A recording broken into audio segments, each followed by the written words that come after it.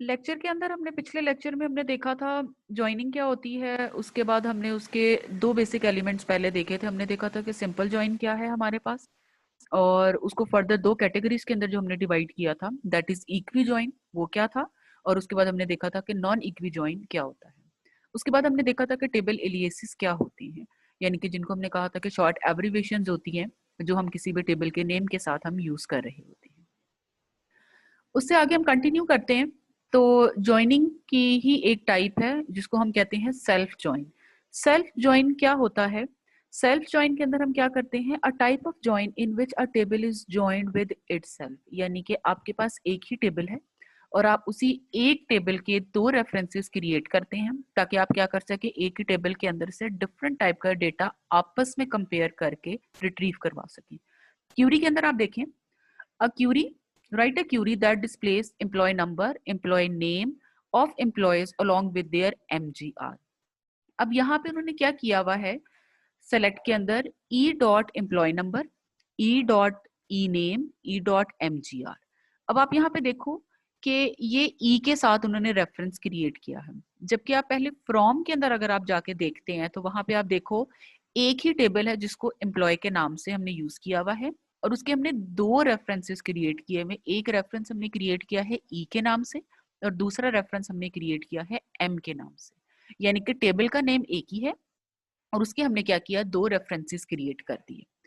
अब ऊपर वापस आए सेलेक्ट के ऊपर, तो पहला रेफरेंस जो हमने क्रिएट किया था ई के नाम से, आधे एट्रीब्यूट्स हमने ई के साथ यूज किए हैं, यानी कि ई रेफरेंस के साथ E dot employ number, E dot name और ई डॉट MGR। और आगे वाला आप देखें M dot E name, M dot हमने क्या किया था, एम्प्लॉय टेबल का दूसरा रेफरेंस क्रिएट किया था फ्रॉम के अंदर। अब वेयर के अंदर आए, वेयर क्लॉज के अंदर E dot MGR is equal to M dot employ number. वो क्या कर रहा है, एक ही टेबल के अंदर दो डिफरेंट एट्रीब्यूट्स को आपस में कंपेयर करवाना चाह रहा है, कंप्लीट लिस्ट को। और जहां जहां पे मैचिंग क्रिएट हो जाती है वो क्या करेगा, ऊपर से जो सेलेक्ट के अंदर लिखा था employ number, employ name, MGR, E name और मैनेजर, ये सारा डेटा रिट्रीव करके हमें दे देगा।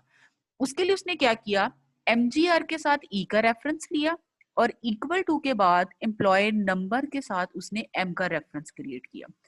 अब यहाँ पे पॉइंट ये आता है कि why we are using self join for retrieving data from single table.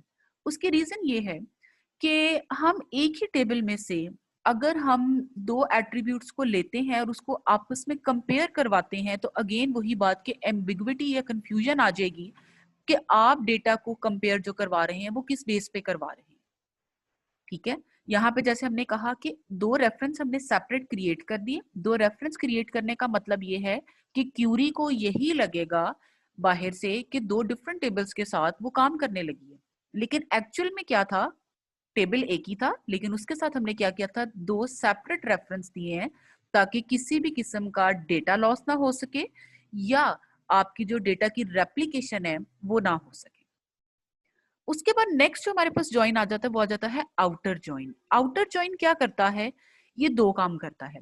पहला काम तो ये बिल्कुल सिंपल ज्वाइन की तरह काम करता है। सिंपल ज्वाइन का मतलब ये है कि ये बिल्कुल इक्वी ज्वाइन की तरह काम करता है, यानी कि वो क्या करता है कि दो डिफरेंट टेबल्स को लेता है, उनके दरमियान कंपैरिजन करवाता है, जो भी एट्रीब्यूट्स उन्होंने कंपैरिजन या कंडीशन के लिए लिए होती हैं। जहां जहां पे कंपैरिजन मैच हो जाता है, यानी कि वैल्यू सेम आ जाती है, उन वैल्यूज को वो रिट्रीव करता है।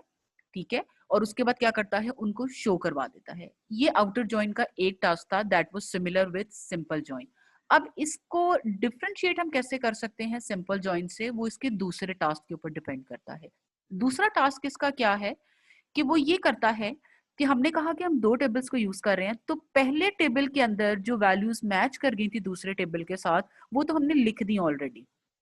दूसरा काम उसने क्या किया, पहले टेबल के अंदर जो वैल्यूज दूसरे टेबल में मैच नहीं की थी उसने वो वाली भी सारी ली थी। इन सिंपल वर्ड्स हम ये कह सकते हैं कि पहले टेबल की वो सारी वैल्यूज को लिख देता है जो जो उसने मेंशन की होती हैं सेलेक्ट टेबल के अंदर प्रिंट करवाने के लिए, कंपैरिजन के लिए, प्लस दूसरे टेबल के अंदर जो वैल्यूज पहले टेबल के पर्टिकुलर एट्रीब्यूट के साथ कंडीशन की फॉर्म में मैच कर गई थी वो वाली भी उसने मैच करवा दी और उसके बाद उसने उनको भी शो करवा दिया। एग्जाम्पल के अंदर आप देखो, बल्कि उससे पहले हम ये इसका डिस्क्रिप्शन देखते हैं। Extends the result of a simple join, it returns all rows return by simple join. पहला काम उसने क्या किया कि उसने सारी रोज रिटर्न करवा दी, कौन सी वाली, जो सिंपल जॉइन ने की थी, as well as those rows from one table that do not match any row from other table। यानी कि दूसरे टेबल में वो रोज जो बिल्कुल भी मैच नहीं की थी, उसने क्या किया, वो वाली भी शो करवा दी। एग्जाम्पल में देखें, select employ dot employ number, employ dot employ name and employ dot department number. ये तीन उसने एट्रीब्यूट्स कहाँ से उठाए हैं, उसने एम्प्लॉय के टेबल से लिए हैं।